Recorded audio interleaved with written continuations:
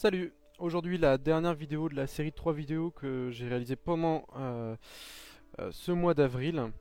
Et j'essaye de répondre à une question que vous me posez très majoritairement. Comment est-ce qu'on organise sa journée et sa semaine?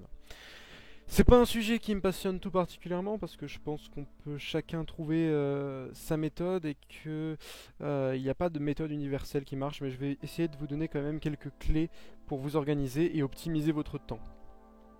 Le sous-titre est passer la passesse en restant soi-même, parce que c'est pour moi ce qu'il y a de plus important. Voilà une journée type semaine. Je vous ai mis des horaires, vous pouvez évidemment les modifier, etc. Mais c'est à peu près ce que je faisais. Du lundi au vendredi, qu'est-ce que vous faites? Vous vous réveillez à peu près vers 7 heures. 7 heures, plus ou moins une demi-heure. L'essentiel, c'est de ne pas se réveiller à 5 heures pour ne pas être épuisé. Gardez-vous du sommeil. Levez-vous assez tôt pour avoir le temps de manger, de vous laver, etc. Mais pas trop tôt. Ça sert à rien de réviser entre ce moment-là et le moment où vous irez à la fac, selon moi. À 8 heures, les cours débutent si vous êtes du matin. Si c'est de l'après-midi, bah, vous inversez seulement les horaires. C'est exactement la même chose. À 8 heures, les cours commencent et c'est souvent 4 heures de cours qui sont intensifs. Je vous renvoie à ma première vidéo, PACES méthodologie, où je vous explique plus en détail comment se déroulent ces cours. Vous pouvez également avoir dans certaines journées 1-2 heures de dé, des enseignements dirigés avec des questions des profs, etc. Mais ça, souvent, c'est 1 à 2 fois par semaine et pas toutes les semaines. De midi à 13h30, prenez le temps de manger. Prenez-vous 1 heure, 1 heure et demie. C'est important. Souvent, vous rentrez chez vous, vous allez à votre appart, etc. Donc, dans ce 12h, 12h30, vous comptez également le transport, etc. En tout cas, à 12h30, il faut que ce soit terminé. Ne révisez pas pendant ce moment-là, prenez vraiment un moment off où vous mangez, vous prenez du temps. Par contre, à 13h30, on se remet à bosser jusqu'à 19h30 à peu près, avant le repas.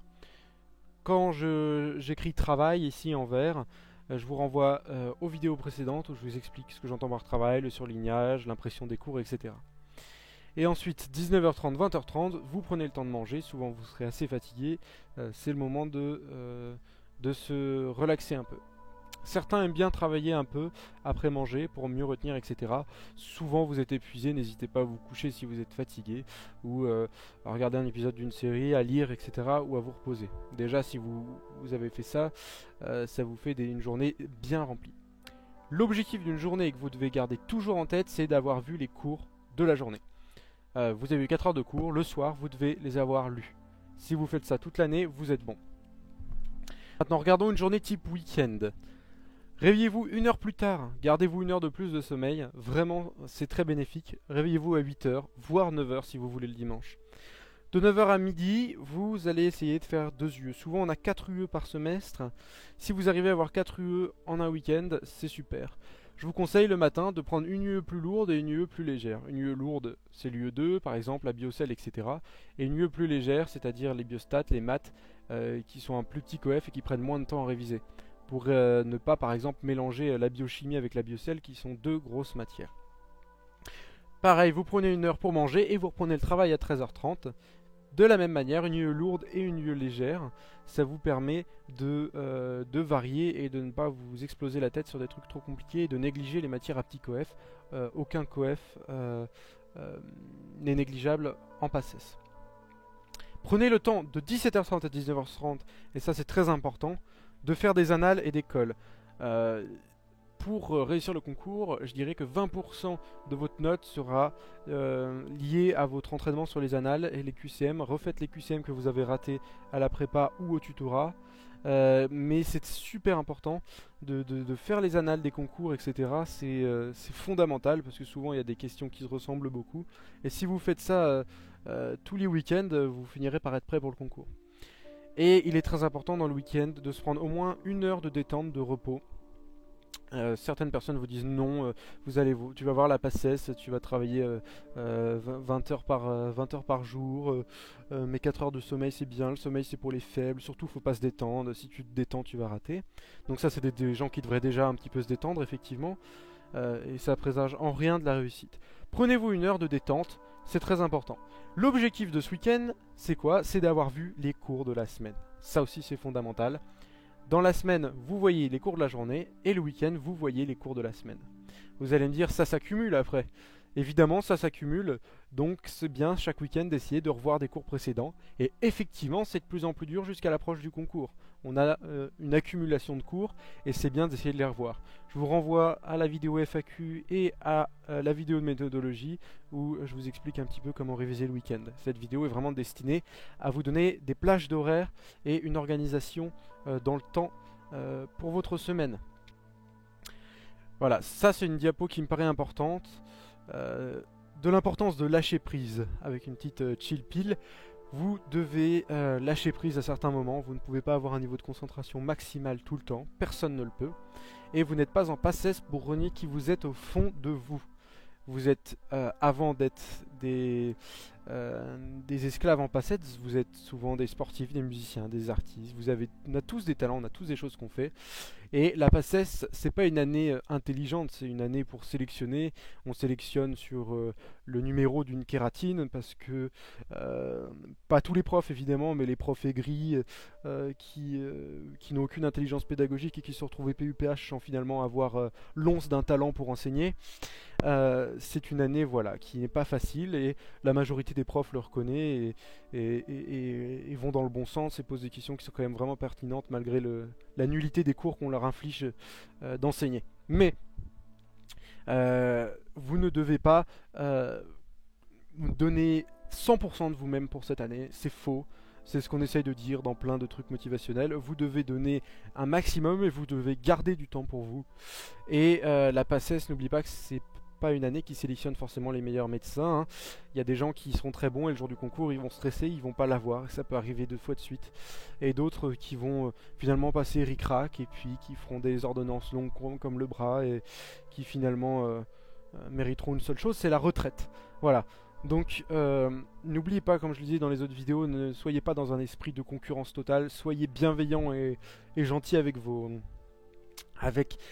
collègues, vous êtes tous dans la même panade et ceux qui passeront tant mieux, les autres ils trouveront une autre voie qui sera aussi bien.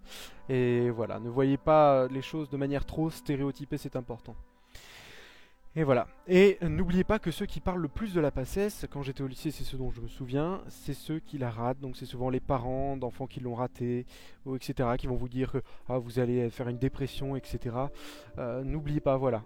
Les discours uniquement négatifs sont pas très bien. Il y a beaucoup de démagogie qui est dite là-dessus. Des parents de gens qui n'auraient jamais pu réussir médecine, par exemple, qui vont en parler partout dans des associations, qui vont venir au lycée vous bourrer le crâne, etc. Écoutez plusieurs sons de cloche, etc. Gardez votre esprit critique et surtout, voilà, relativisez. Le week-end, donc, vous prenez du temps pour vous.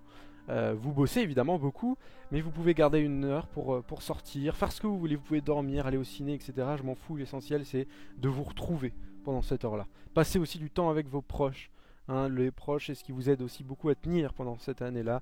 Et ne leur dites pas ou des choses que vous regretterez après, ne soyez pas trop dur avec eux parce que en PACES on devient une espèce de créature insupportable de la nuit qui connaît qui peut réciter le cycle de Krebs à l'envers mais qui est pas capable de tenir 10 secondes de conversation dans un repas par exemple. La clé du succès passe par l'optimisation de son temps et le sommeil et le moral, c'est très important. Si vous dormez pas, vous n'aurez pas de morale et si vous n'avez pas de morale, vous n'aurez pas votre année. Relativisez, surtout.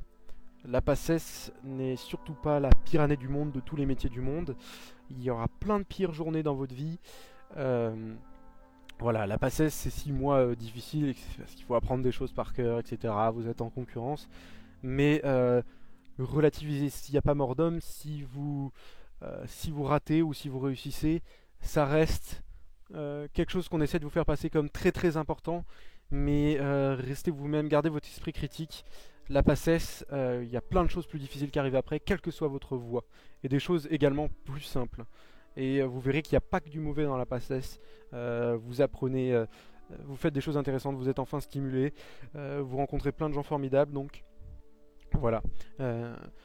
Balancez le pour et le contre, le bien et le plus difficile dans cette année-là.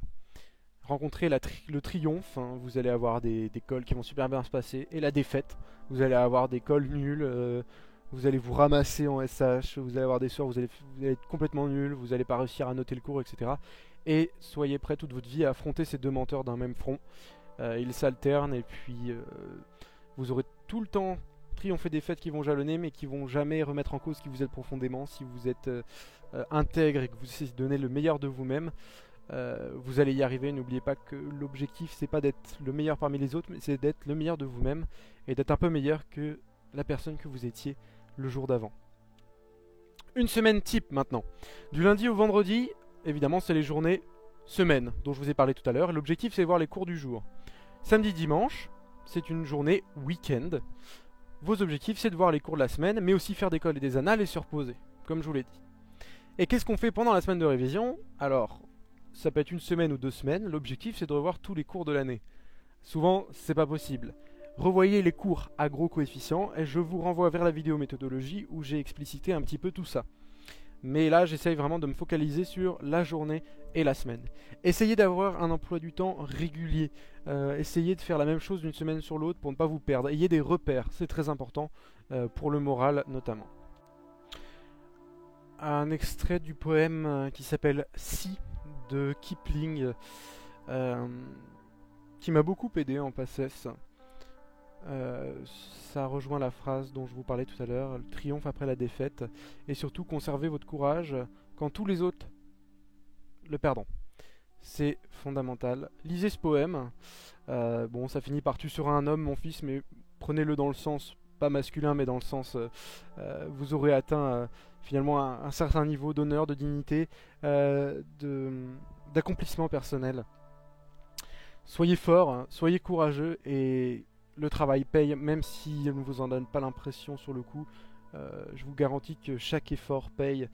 Et si vous êtes capable d'être bienveillant, vos efforts seront d'autant plus récompensants.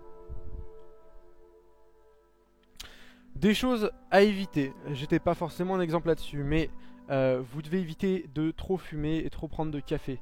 Parce que finalement ça vous masque votre manque de sommeil et ça vous augmente largement votre niveau de stress. Et le pire c'est ces boissons de merde comme le Red Bull qui vous défoncent de l'intérieur et qui viennent avec des petites voitures Red Bull, vous en donnez des gratuites. C'est une honte de santé publique, bref. Il y a des mâchoires cassées qui se perdent. Ces boissons énergisantes ne vous seront d'aucune utilité. C'est pas en vous dopant avec de la merde que vous allez être beaucoup plus performant. Les nuits blanches, oui, évitez. Mieux vaut une bonne nuit de sommeil qu'une nuit de révision, ça c'est certain. Vous assimilerez bien mieux les connaissances et vous auriez bien plus la motivation pour continuer le lendemain. Un pas devant l'autre et avancer. Si vous dormez pas, vous ne pourrez pas mettre un pas devant l'autre, vous allez tomber et il n'est pas possible de se relever. Le pathos, évitez-le. Alors le pathos dans le sens somatiser, y mettre trop de voir la PACES finalement comme une maladie, comme quelque chose de trop puissant, de déprimant, etc. Voilà, prouvez que vous avez les épaules pour continuer médecine ou toutes les voies en général. Si vous pouvez pas, ne vous mentez pas à vous-même. Si vous ne pouvez pas du tout affronter le stress de la PACES, le travail tous les jours, etc., vous ne pourrez pas assurer des semaines avec une garde aux urgences, plus les révisions pour le CN, etc., et dans votre pratique en général. Voilà, votre pratique sera souvent plus intéressante que ce que vous voyez en PACES, mais pas toujours. Et c'est aussi une année qui vous permet de prouver, vous dépasser vous-même. Et ça rejoint beaucoup ce qu'on peut voir dans d'autres domaines, notamment ce que certaines personnes trouvent à l'armée, etc. Dépasser ses limites, trouver d'autres ressources en soi. Et ne passez pas trop de temps à réfléchir à vos états d'âme pendant cette année-là. Tous vos camarades sont dans la même situation. Ne vous nourrissez pas de la défaite des autres parce que un jour vous allez aussi subir cette défaite et soyez sûr que les autres en profiteront. Essayez d'être bienveillant et ça se passera du mieux possible. Et si vous n'avez pas la PACES, c'est pas un drame, il y a plein d'autres beaux métiers et ça ne remet pas du tout en cause qui vous êtes profondément et ce n'est absolument pas un jugement de valeur. Donc évitez le 15 heures de boulot par jour que certains prônent. Hein. 15 heures de boulot, vous avez retenu 10%, vous avez fait des jolies fiches, vous êtes stressé et vous avez pleuré 1 litre de larmes, c'est totalement inutile. Mieux vaut vous faire 8 heures de boulot, 1 heure de repos, vous dire ce cours là j'ai pas eu le temps de le voir, bah, c'est pas grave, je le verrai un peu plus tard. Ou je ferai l'impasse sur ce cours particulier, par contre j'ai bien dormi, je suis motivé à continuer, etc. Et pour moi il est important de ne pas abandonner le sport. Le sport c'est le meilleur exutoire finalement des tensions accumulées. Je vous dis pas de faire un entraînement intensif 4 fois par semaine d'escalade, mais voilà, je sais pas, ça peut être intéressant de faire 1 heure et demie de footing, de natation, etc. Ce que vous faites d'habitude, ou rien que de sortir, marcher, prendre un peu de vitamine D avec le soleil, c'est important. Voilà. Le but de cette vidéo, c'était pour vous montrer un petit peu comment j'organisais ma semaine. J'ai jamais eu, vous me demandez parfois ce que je pense de la méthode DJ, etc. J'ai jamais eu d'emploi du temps totalement figé, parce que les cours ne sont pas figés, on n'est pas toujours dans le même état d'esprit. Donc voilà, c'est à peu près ce que je faisais, et essayer de voir les cours de la journée pendant la semaine et les cours de la semaine pendant le week-end.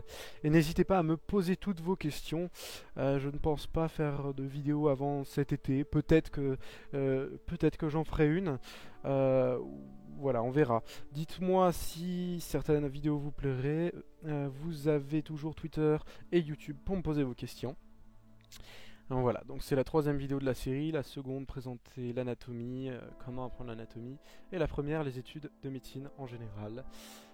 Je vous souhaite plein de courage pour votre passesse et plein de courage en général.